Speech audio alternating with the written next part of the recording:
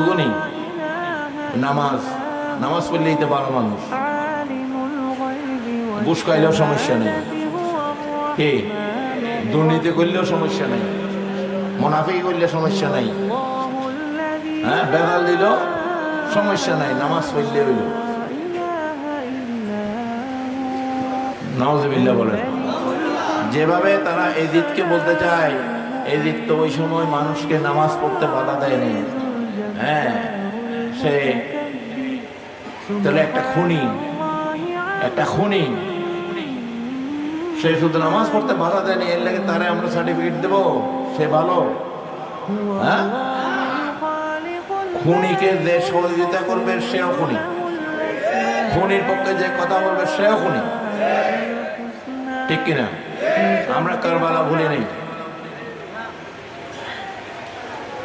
আমরা মদিনাতে যে বেইজ্জতি হয়েছে এজিদের মাধ্যমে, আল্লাহ রসুলের ঘর মসজিদে নববীতে সে প্রায় 10 দিন সে নামাজ পড়তে দেয়নি। সেখানে গরু গাদা তার ওট সে ঢুকিয়ে আস্তাবল বানিয়েছিল। নাউজুবিল্লাহ বলেন।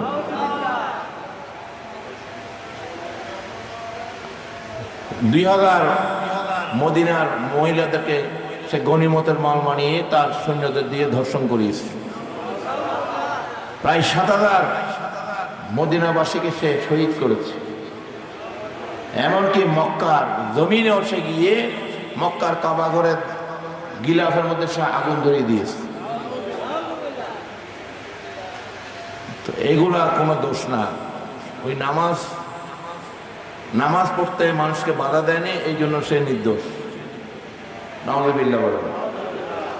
তো এগুলা আমাদের সহ্য হওয়ার বিষয় না, কারণ আমাদের পূর্বপুরুষদের সাথে এই সমস্ত জুলুম হয়েছে, ঠিক কিনা? আমরা তখনও মজলুম ছিলাম, এখনো মজলুম। আহলে বাইতের পক্ষে যারা, তারা এখনো মজলুম।